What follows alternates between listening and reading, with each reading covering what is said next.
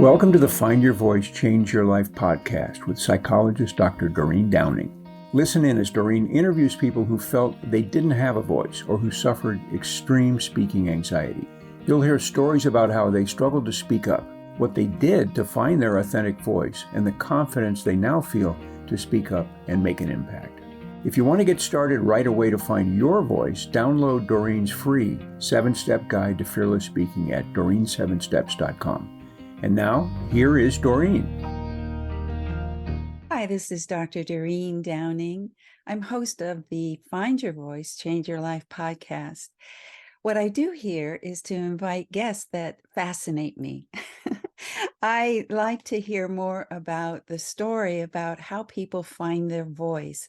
And I know I'm a psychologist. I know life is a struggle or can be a struggle, but I also know that the struggles are part of what bring us more character and help us be more of who we're meant to be. And our path what is what we're here for. So today I get to have this conversation with Nicholas Whitaker. Hi, Nicholas. Hey, Dr. Doreen, how are you?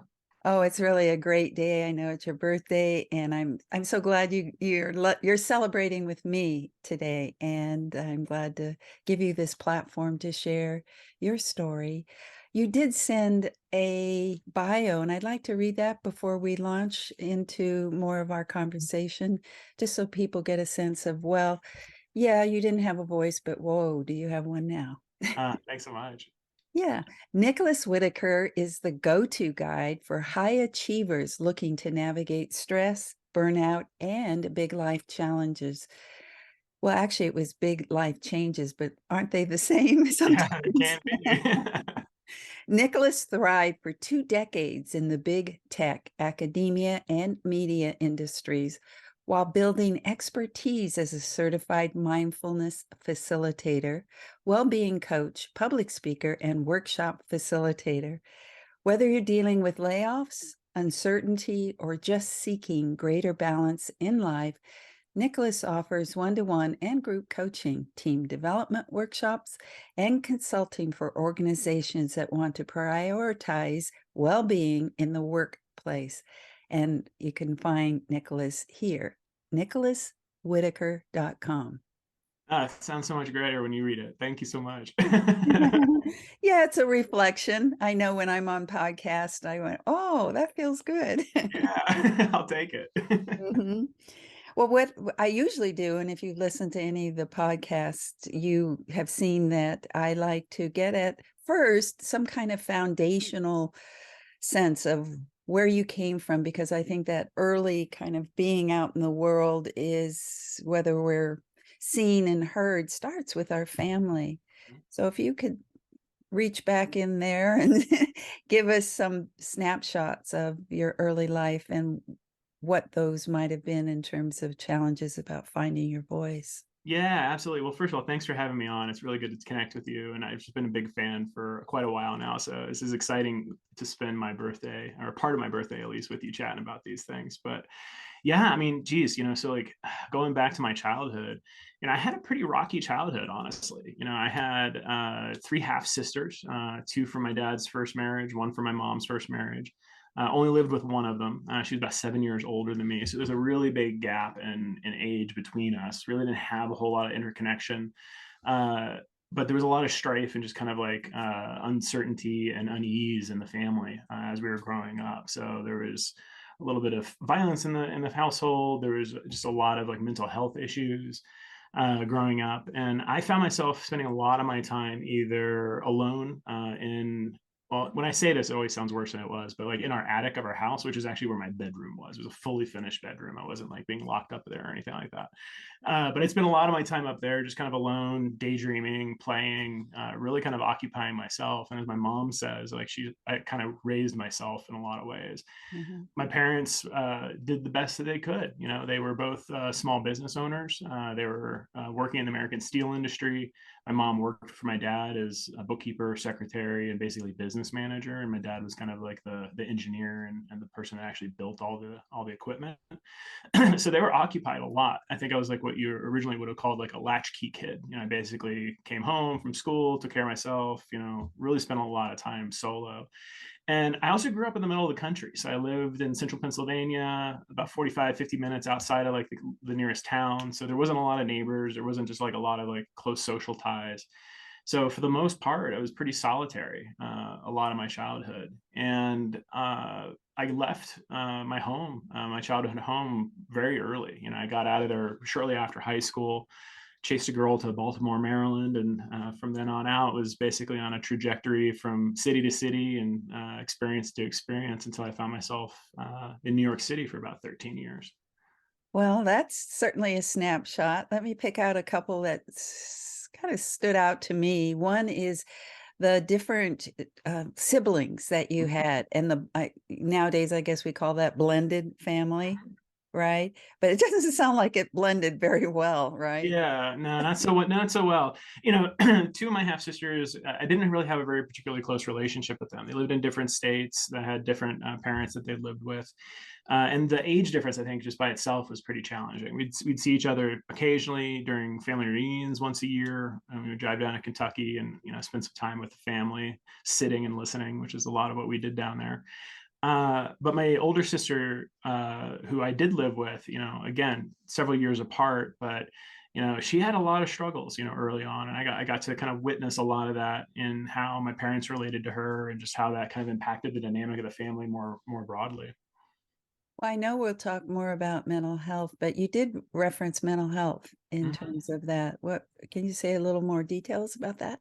Yeah, I think it showed up in a few different ways. I think there was some major life events that happened in our family, some losses and some deaths in the family that radically impacted people's mental health and just the way that the fabric of the family dynamic kind of held together or not. So both with my parents as well as with my sister, there was emotional regulation issues and other types of conditions that were making it really difficult for a loving, caring, connected type of a family environment.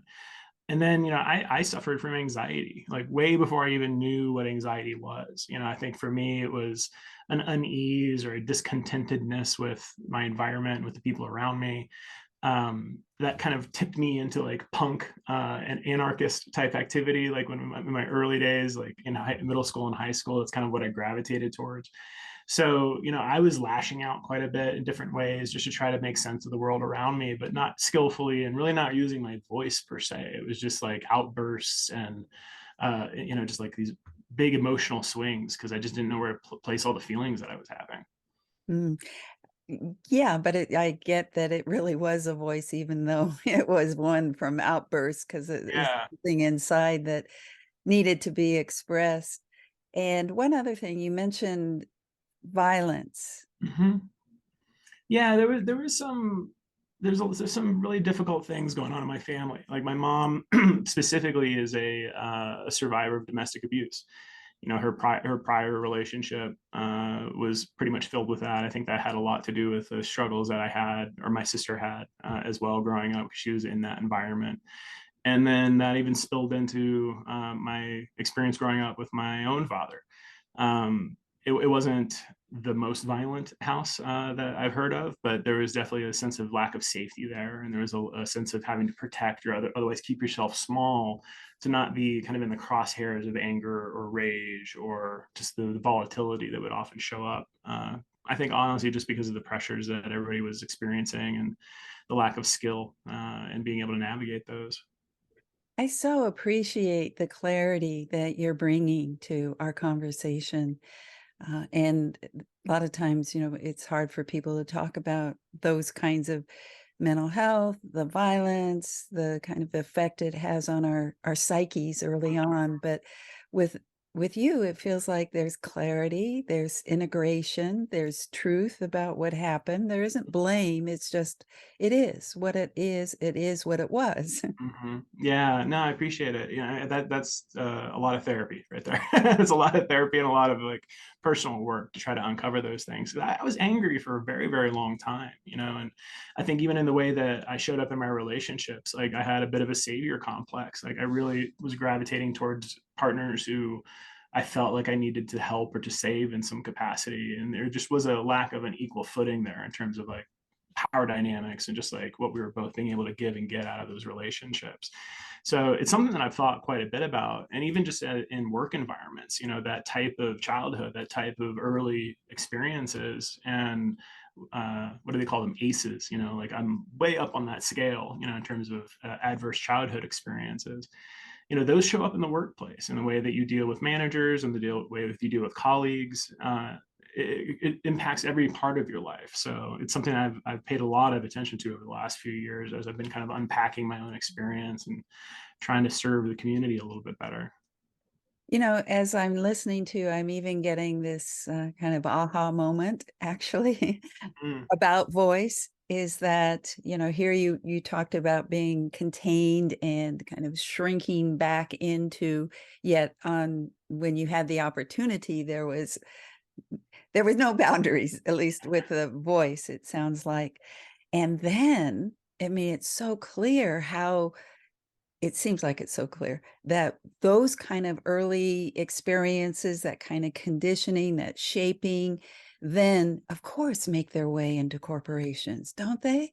absolutely. Yeah. And I think it's that awareness that was the key piece for me was I spent years just reacting, and there was trauma there that had been unprocessed. There was just a lot of physical manifestations of the tension and stress that I wasn't really identifying and dealing with.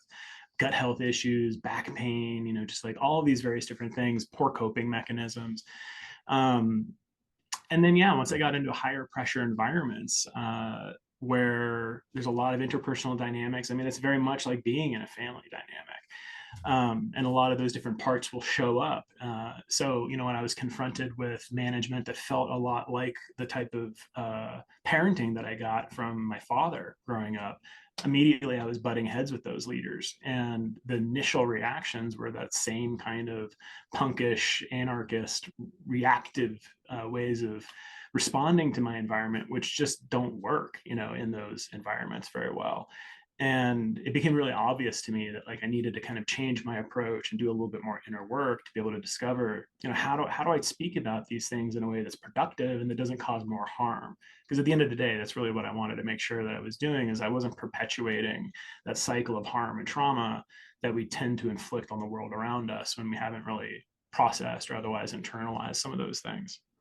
Processed and internalized. Yes, digest and get rid of all those kinds of metaphors we use. But Yeah, I'm getting really a clear picture of what it takes for corporations, you might say, to have change, because they are filled with people.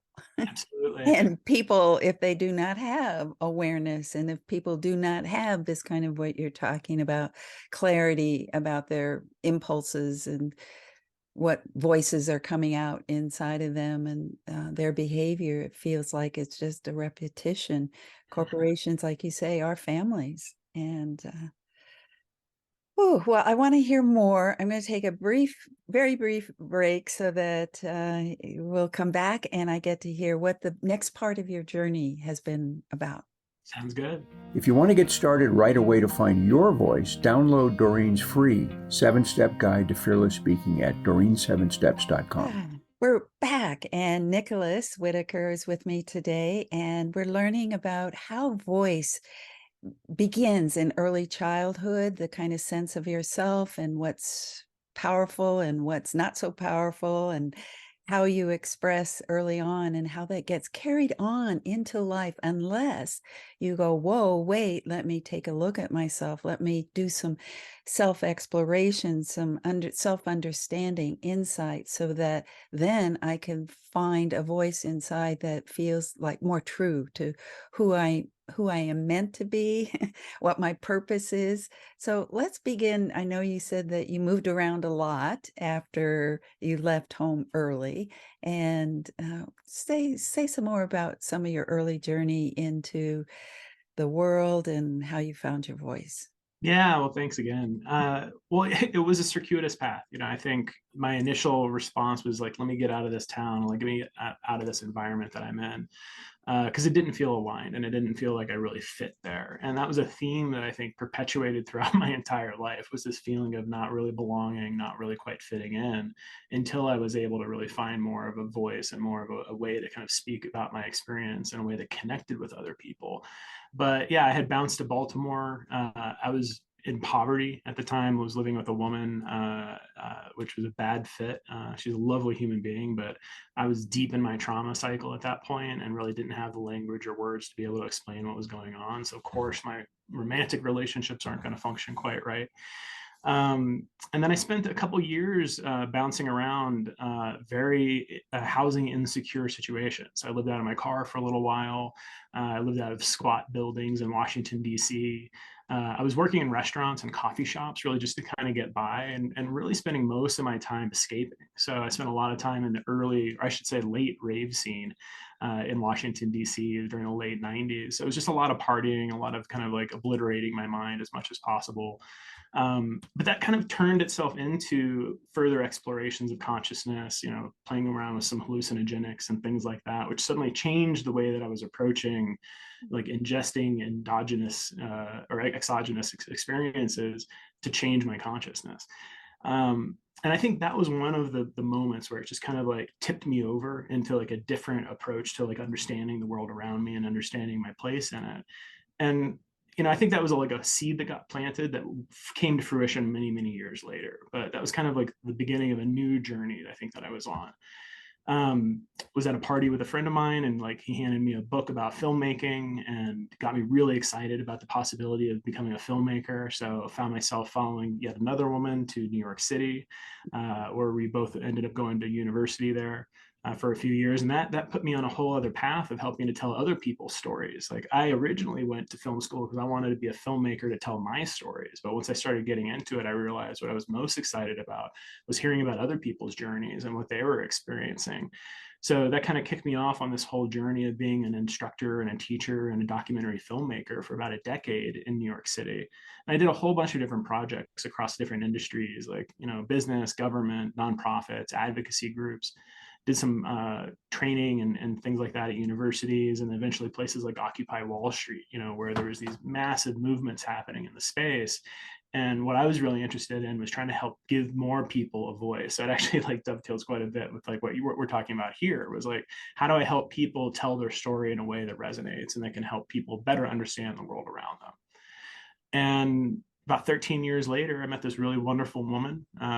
We were both looking for people outside of our immediate community on OkCupid. Ended up finding each other. Turns out we knew all of the same people, so that didn't work so well. But the relationship has worked really fantastically ever since. And we spent a couple years in New York, but decided at some point like New York wasn't our home anymore, and we needed to find something different. And kind of made our way out here to Colorado, a little bit of on a whim. But found ourselves out here at the foothills of the Rocky Mountains and close to nature and close to trails. And I think that also helped me really kind of come back into my own body and into my own experience in ways that I wasn't able to do in an urban environment. Just a lot of noise, a lot of stimulation, a lot of activity, a lot of hustling and doing just trying to get by. And out here, a little bit more spaciousness, a little bit more rootedness in nature and the cycles of the seasons and things like that. But also just giving me the space to kind of process and deal with everything. So that was back in 2013, and I've been on a pretty intense journey ever since of self-discovery and finding ways to help other people through the experiences that I've overcome and through some of the things that I've learned along the way. Well, you mentioned earlier today that it was some kind of opening with the, I guess, the drugs, you call them, the hallucinogens that went, oh, there's something about more expansiveness and you just now reference space and groundedness. And I can see the connection there, that the idea, the experience was, oh, there's more. And Mm. now, since 2013, it feels like you've really living a life where you're discovering and investigating what this more is. Say more. Well, say more about the more. Yeah, I'll talk more about the more. Yeah, honestly, it was a catalyst moment, and there's Ram Dass is an author and a practitioner that I've always been a big fan of. His work, along with I think it was Richard Alpert and a few other people or I'm sorry, Richard Alpert and Ram Dass are the same people, but basically he and a few other people put together this book called the Tibetan Book of the Dead, uh, which was a riff off of an older text that became a guide for how to deal with psychedelic experiences and how to kind of move through journeys. And this was like early 2000s that I really kind of dove into this and started reading this in more detail. And one of the things that really struck me in that book and some of his other writing and some of his recordings was, he too had been like this psychonaut, had been experimenting with different types of hallucinatory experiences, with other types of drugs and experiences that could help open up consciousness. But what he really found was that meditation itself was one of the most powerful things that helped move him forward and helped him move closer to what he called coming home. And I think that for me really resonated was, all of these various different things that I was trying and dabbling with, they were fleeting, they were temporary, and they always had some sort of a collapse at the end. And there's always a bit of a hangover afterwards. But with meditation and mindfulness, this was sustainable. This was something I could tap into at any point during the day and didn't disrupt everything else that I was doing. And I think it was around, the early 2000s that I started to build a mindfulness practice. But it wasn't until like I hit burnout the first time working at Google and really started dealing with some of the unprocessed emotions and some of the unprocessed trauma that I had experienced, that I had really become more involved with meditation on a regular basis. It became more of a way of being instead of just something I reached for whenever I was in crisis. And it was that, I think, that really started to open up this awareness that there was more to my experience than the immediate thoughts that were popping up and the immediate knee-jerk reactions that I had. So like cultivating this mindfulness meditation practice over the years, and then eventually diving in even deeper into training and facilitating mindfulness became this whole new way of being, this whole new way of approaching what to do with all of this life that I've had and what to do with these experiences that I've accumulated over the years. And the teacher in me and the storyteller in me and the helper in me that wanted to help people and help heal people found a lot of solace and found a lot of strength in that gift of learning mindfulness and being able to teach that to other people. So that's been a big part of my opening and a big part of my awakening over the last many years, is finding these tools and finding these different modalities like meditation, like journaling, like being in nature and connecting with nature. That has been a big component of, I think, what has allowed me to come more fully home to myself. And what I mean by that is like, having more acceptance to what my experience is, understanding that wherever I am, that's where I belong, and knowing that there's things that I can offer the world. There's things that I can offer people from my perspective and from my experience that will help others suffer less. And that's given me a lot of purpose and meaning in life. Well, what you've just said, I think, is the message, and I hope people can hear that that is coming from your true voice. The word around being lined up and, this whole idea of you get to carry yourself all day long, and it's not something you have to like disappear and go take some substance. It's like the inner you is, I use the word home. And yeah, and you mentioned Ram Dass and the how that works with my work around speaking is that in order to be heard now, you have to be here now. Mm-hmm. Right? That's the play on his Yeah, work, Be Here Now. it's solid. I like that. Yeah, and it's so true. I think all we have is this moment, and the more present we can be to this moment and the more connected we can be to our experience in this moment, I think the closer we all are to like what I like to call a near life experience, right? So like I'm always seeking that opportunity to like strip away all the veils and strip away all the extra garbage that we kind of bring along to our experience, so we can just get down to that true connected, heart-led, heart-centered way of being that I think a lot of us are striving for, even though we might not be able to put a word to it. Like we want that sense of being home and being comfortable and being at ease with ourselves, regardless of whatever's happening around us. Heart-led, heart-centered. This is wonderful. We're going to come to a close pretty quick here, but I like that, how that rings, that resonance of that idea of people dropping down into their heart. And I feel like what we've done today already, I mean, people who are listening don't see us, just with our smiles, and it feels like our open hearts are connecting. And so you now, I can feel it. You connect with people with your words, but the words are coming from experience and having found something within you that you are committed to living every single, I was going to say day, every single moment, right? Yeah, absolutely. And I think that's a real gift of this experience is, well, there's a few things. I think understanding the intuition and like trusting that inner voice has been a big part of my journey. And then knowing how to skillfully use that to connect with other people. It's not so much like banging your fist on the table and shouting, when things are wrong. Like that doesn't always resonate with folks. And that's something I even had tried in the past. But I think, sharing my struggle, sharing my challenges, making it okay for other people to know that it's hard sometimes, and talking about what works and what hasn't over the years, I think has really been the thing that's helped me connect with other people in more genuine and complete ways. Not to mention, it keeps me honest. It keeps me doing these practices. It keeps me like paying attention and assessing what's working and what's not, and seeking, new and better ways to feel complete and to help other people do the same thing. Oh, thank you. Thank you so much for being you and for taking time to speak up and share your voice today.